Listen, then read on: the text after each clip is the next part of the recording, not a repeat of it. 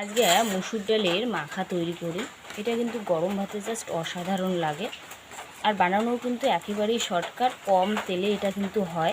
1-2 ফোঁটা তেল দিয়ে এটা কিন্তু তৈরি করা যায়, আর খাইতে কিন্তু জাস্ট অসাধারণ লাগে। গরম ভাত হোক আর যাই ঠান্ডা ভাতেই হোক, এটা কিন্তু জাস্ট অসাধারণ লাগে। তো চলো রেসিপিটা শুরু করে দাও। আশা করো খুব ভালো লাগবে, একদম কম সময়ের একটা রেসিপি। স্কিপ না করি পুরো ভিডিওটা দেখো। তো চলো শুরু করে দাও। নমস্কার বন্ধুরা, তোমার চ্যানেল রূপসী পাকশালায় তোমাকে আরও একবার স্বাগত জানাই। আজকে দারুণ স্বাদের একটা রেসিপি তোমাদের সাথে শেয়ার করি। তো চলো রেসিপিটা দেখো, আশা করো খুব ভালো লাগবে। তো চলো রেসিপিটা শুরু করে দাও। আজকে তৈরি করি মুসুর ডাল মাখা। তো এই জায়গায় আছে মুসুর ডাল, এটা ভালো করে আগে ধুয়ে নিই। এটা কিন্তু ভালো করে 5-7 বার ভালো করে কিন্তু এইভাবে ধুয়ে নেওয়া লাগবে।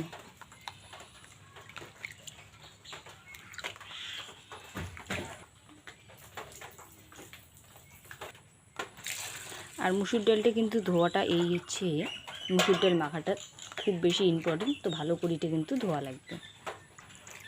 এটা ভালো করে ধুয়ে নিছ। এবার রান্নাটা চলে যান। আর এই পাশে কিন্তু কড়াইটা বসিয়ে দিছে। কড়াই দিয়ে হচ্ছে জল,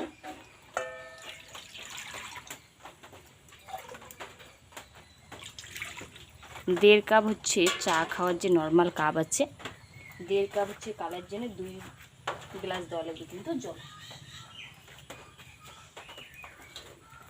জলটা দিয়ে নিছ। এবার এরপরে কিন্তু কালাইটি দিয়ে দিন।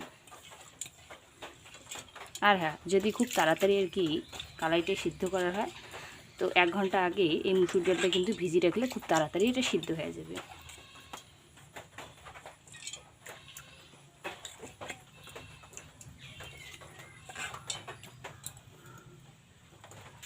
কড়াইতে দেওয়ার পরে পরে দিয়ে দিন হচ্ছে এই জায়গায় আছে কাঁচা লঙ্কা, আর একটা আছে পাকা লঙ্কা, এটা কিন্তু দিয়ে দিন।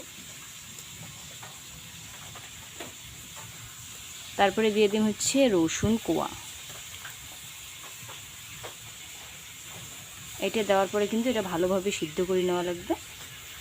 মিনিমাম কিন্তু 30 মিনিটের মতো এটা সময় লাগবে সিদ্ধ হতে। আর এই টাইমে দিয়ে দিন হচ্ছে সামান্য পরিমাণ কিন্তু হলুদ, বেশি দেওয়ার দরকার নেই, একেবারেই কিন্তু সামান্য। এবার এটা 30 মিনিটের জন্য সিদ্ধ হওয়ার জন্য সময় দেওয়া লাগবে। তো 30 মিনিট পর ফিরে এসে লাগলাম।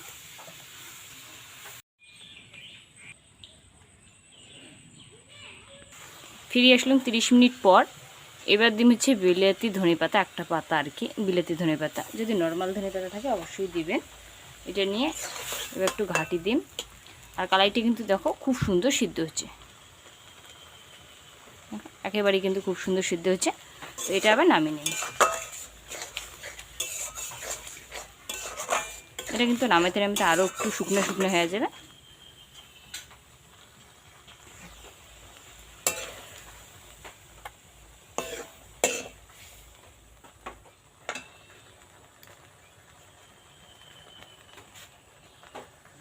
এটা নামার পরে এবার দিন হচ্ছে সর্ষের তেল, স্বাদ মতো হচ্ছে দিন লবণ, 1 টুকরে আছে হচ্ছে লেবু, তার দিন রস। এটা যেহেতু গরম আছে তো সেই জন্য কিন্তু গ্লাস দিয়ে এইভাবে কিন্তু মাখাটা করে নিন। আর যদি ঠান্ডা হয় তো হাত দিয়ে কিন্তু করে পান, তাতে কোনো অসুবিধা নেই। এটা কিন্তু গরম ভাতে খুব ভালো লাগে, একবার ট্রাই করবেন তো দেখবেন কতটা সুন্দর লাগে। এইভাবে কিন্তু গ্লাস দিয়ে একটু মাখলেই কিন্তু এটা একেবারেই রেডি। তো মাখাটা তো একেবারেই রেডি, দেখো কতটা সুন্দর হচ্ছে। এতক্ষণ রেসিপিটা দেখার জন্য অনেক অনেক ধন্যবাদ। ভালো লাগলে অবশ্যই লাইক কমেন্ট শেয়ার করে কিন্তু ভুলবেন না। আর যদি চ্যানেলের নতুন দর্শক হয়ে থাকেন চ্যানেলটা অবশ্যই সাবস্ক্রাইব করে দিবেন, এরকমই নিত্য নতুন সহজ রান্নাগুলো পাওয়ার জন্য। আর রান্নাটাও কিন্তু শর্টকাট, যেমন খাইতেও কিন্তু জাস্ট অসাধারণ লাগে। তো টাটা, সবাই সুস্থ থাকবেন, ভালো থাকবেন। আর নেক্সট ভিডিও কিন্তু আবার দেখা হবে।